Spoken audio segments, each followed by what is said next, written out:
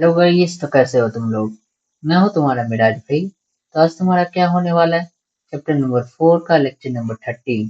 और याद रखना, सभी लेक्चर एक सीरीज में आ रहे हैं, तो तुम वन बाय वन देखोगे, तुम्हारे लिए ही फायदा होगा, तो जाकर देख लेना। आज हम लोग क्या करने वाले हैं, एग्जाम्पल नंबर 4। चलो देखते हैं ये एग्जाम्पल क्या बोल रहा है। Find the roots of the quadratic equation 6 into x square minus x minus two equal to 0। ठीक है, तुम्हें एक क्वाड्रेटिक इक्वेशन दिया हुआ है, तुम्हें क्या फाइंड करना है, इस क्वाड्रेटिक इक्वेशन का रूट्स फाइंड करना है। तो हम लोग क्या करते हैं, इस इक्वेशन को लिखते हैं। क्या है बताओ, 6 into x square minus x minus two equal to 0। तो मैंने लास्ट लेक्चर में बताया था कि जब भी ऐसा इक्वेशन आया और तुम्हें क्या फाइंड करना हो, रूट्स फाइंड करना हो, हम लोग क्या कर सकते हैं, फैक्टराइजेशन मेथड से फाइंड कर सकते हैं। ठीक है, फैक्टराइजेशन मेथड में होता क्या है कि जो भी तुम्हारा मिडिल टर्म है उसे स्प्लिट करना होता है। एग्जाम्पल में हम लोग कहते हैं कि इसे किस में स्प्लिट कर रहे हैं, एम और एन में स्प्लिट कर रहे हैं। ठीक है, सच दैट एम और एन का जो सम होना चाहिए वो क्या होना चाहिए, I mean m plus n क्या हो जाएगा बताओ, कोफिशिएंट ऑफ एक्स क्या आ जाएगा, -1। ठीक है, और प्रोडक्ट क्या आएगा बताओ, I mean m into n क्या आना चाहिए, कोफिशिएंट ऑफ एक्स स्क्वायर यानी 6 इंटू कॉन्स्टेंट टर्म जो कि यहाँ पे क्या है, -2 है, ये क्या आने वाला है, -12। तुम्हें दिख रहा होगा कि तुम्हें सम क्या आना चाहिए, -1, और प्रोडक्ट क्या आना चाहिए, -12। अब तुम लोग सोच रहे होगे मिराज भैया एम की वैल्यू और एन की वैल्यू कैसे पता चलेगी। तो मैंने कल बताया था कि जब भी ऐसा इक्वेशन आए, जो प्रोडक्ट आया उसका क्या करना, प्राइम फैक्टराइजेशन करना, और वहां से तुम्हें कुछ ना कुछ आइडिया मिल जाएगा कि एम की वैल्यू क्या हो सकती है और एन की वैल्यू क्या हो सकती है। और तुम्हें और आइडिया बेहतर कब मिलेगा, जब नंबर ऑफ क्वेश्चन तुम लोग बहुत ज्यादा कर लोगे, तुम्हें देखते ही पता चल जाएगा कि यहाँ पे क्या वैल्यू आने वाली है। ठीक है, ये एम और एन की वैल्यू लेने की तुम्हें जरूरत भी नहीं पड़ेगी, तुम लोग डायरेक्ट देखोगे और तुम्हें समझ में आ जाएगा कि एम की वैल्यू और एन की वैल्यू क्या हो सकती है। ठीक है, तो अभी हम लोग क्या करते हैं, 12 का प्राइम फैक्टराइजेशन करते हैं। क्या हो जाएगा, 2 से करो क्या आने वाला है, 6 आने वाला है। फिर 2 से करो क्या आ जाएगा बताओ, 3। अब 3 से करो क्या आ जाएगा, 1। हम लोग क्या कर लेते हैं, पहला दो टर्म ले लेते हैं, यानी 2 इंटू टू क्या हो जाएगा बताओ, 4 हो जाएगा, एंड लास्ट वाला क्या हो जाएगा, 3 हो जाएगा। अब लोग तुम लोग सोच रहे हो कि एम की वैल्यू क्या क्या हो सकती है।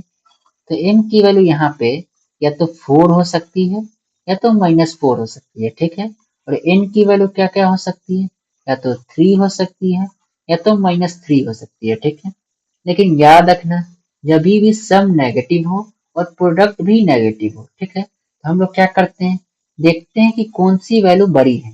तो 4 और 3 में से कौन सी वैल्यू बड़ी है बताओ, 4 बड़ी है, यानी जो वैल्यू बड़ी होगी उसे हम लोग को क्या लेना है, नेगेटिव। यानी m की वैल्यू क्या हो जाएगी बताओ, -4। जो वैल्यू छोटी होगी उसे हम लोग को क्या लेना होता है, पॉजिटिव।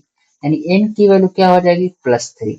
अब देखो m प्लस n क्या आने वाला है, -4 प्लस 3 क्या हो जाएगा, -1। ठीक है, और m इंटू n क्या हो जाएगा बताओ, -4 इंटू +3 क्या हो जाएगा, 12 हो जाएगा, और minus sign as it is.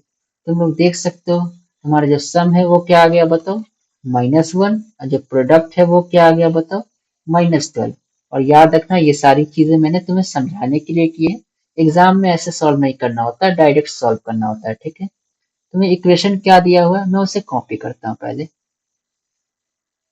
ये तुम्हारा इक्वेशन है। ठीक है, क्या है, 6 इंटू एक्स स्क्वायर -x -2 = 0। क्या हो जाएगा, 6 इंटू एक्स स्क्वायर, ये -x को कैसे लिख सकते हो, -4x प्लस 3x -2 = 0। ठीक है, तुम लोग देखो -4x एंड +3x क्या हो जाता है, -x हो जाता है, यानी तुम लोग इस इक्वेशन से इस इक्वेशन तक पहुंच सकते हो। यानी पहला वाला इक्वेशन और दूसरा वाला इक्वेशन दोनों सेम है, लेकिन लिखने का तरीका अलग है। ठीक है, अब हम लोग को क्या करना होता है, पहला दो टर्म देखना होता है, फिर ये दोनों टर्म देखो और यहाँ से कुछ कॉमन निकालना होता है। इसको देखो, यहाँ से अगर हम लोग 2x कॉमन निकालते हैं क्या हो जाएगा, तुम्हारा यहाँ पे क्या बचने वाला है, 3x। ठीक है, यहाँ पे क्या सेव होने वाला है, -2। अगर तुम्हें नहीं समझ में आएगा तो क्या करना है, ये 2x को इससे मल्टीप्लाई करना, तुम देखोगे 6x² आ जाएगा। जब 2x को क्या करना, -2 से मल्टीप्लाई करोगे, क्या हो जाएगा, -4x आ जाएगा। ठीक है, अब हम लोग क्या करते हैं, ये दोनों टर्म को देखते हैं। यहाँ से हम लोग क्या कॉमन लेंगे, 1 कॉमन लेते हैं। ठीक है, क्या हो जाएगा, 3x - 2 = 0। कंफ्यूजन होगा तो 1 को इससे मल्टीप्लाई, फिर 1 को 2 से मल्टीप्लाई, देखना यही दोनों टर्म आ जाएगा। ठीक है, आई होप बातें क्लियर हो चुकी होगी। अब तुम लोग देख सकते हो क्या, ये वाले टर्म में इसको देखो और ये वाले टर्म में इसको देखो, दोनों सेम लग रहा है। हाँ मेरा भैया, इसको क्या करना, कॉमन ले लेना। ठीक है, क्या हो जाएगा बताओ, 3x होने वाला है, -2 होने वाला है, यहाँ पे क्या सेव हो रहा है, 2x, और तुम्हारा यहाँ पे क्या सेव हो रहा है, +1। आई होप बातें क्लियर है। ये क्या हो जाएगा, =0। अब तुम लोग क्या करना, ये जो 3x - 2 है, इसको क्या पुट कर देना, =0 के बराबर। 3x क्या हो जाएगा, 2 होने वाला है, यानी x की वैल्यू क्या हो जाएगी, 2/3 हो जाएगी। आई होप बातें क्लियर है। अब तुम लोग क्या कर सकते हो, 2x + 1 = 0। 2x की वैल्यू क्या हो जाएगी, -1, यानी यहाँ से x की वैल्यू क्या हो जाएगी, -1/2। तुम लोग क्या देख सकते हो कि x की वैल्यू क्या क्या हो सकती है, x की वैल्यू पॉसिबिलिटीज है, या तो 2/3 हो सकती है, या तो तुम्हारा -1/2 हो सकती है। समझ में आ रहा है ना, कैसे सॉल्व किया हूँ तुम्हें एक बार रिवाइज करवा दूंगा, डोंट वरी। आई होप बातें क्लियर है। हम लोग क्या कर सकते हैं, एक बार रिवाइज कर लेते हैं कि हम लोगों ने कैसे सॉल्व किया है। तुम्हारा इक्वेशन क्या गिवन था बताओ, 6x² - x - 2 = 0। ये तुम्हें क्या गिवन था, एक इक्वेशन गिवन था। हम लोगों ने क्या किया, ये जो -x है, इसको किसमें ब्रेक किया, -4x एंड +3x में। ठीक है, उसके बाद हम लोगों ने क्या किया, ये तुम्हें दो टर्म दिख रहा है, इसको देखो और इसको देखो। ठीक है, यहाँ से हम लोगों ने क्या कॉमन लिया है, 2x कॉमन लिया है, फिर हमें ये मिला है। ठीक है, उसके बाद यहाँ से हम लोगों ने क्या कॉमन लिया है, 1 कॉमन लिया है, तो हमें क्या कॉमन मिला है, हमें क्या मिला है, ये मिला है। अब तुम लोग देख सकते हो ये और ये दोनों सेम है, उसको हम लोगों ने कॉमन निकाल लिया। यहाँ पे क्या सेव हो रहा है, 2x जो यहाँ आ रहा है, फिर यहाँ क्या सेव हो रहा है, 1 जो कि यहाँ आ रहा है। ठीक है, अब हम लोग क्या कर सकते हैं बताओ, 3x - 2 = 0, यानी 3x की वैल्यू क्या हो जाएगी, 2, यानी x की वैल्यू क्या हो जाएगी, 2/3। अब यहाँ पे देखो 2x + 1 = 0, यानी 2x की वैल्यू क्या हो जाएगी, -1, यानी x की वैल्यू क्या हो जाएगी, -1/2। यानी तुम्हें x की वैल्यू क्या क्या हो सकती है बताओ, या तो 2/3 हो सकती है, या तो -1/2 हो सकती है। ठीक है, आई होप सारी बातें क्लियर हो चुकी होगी।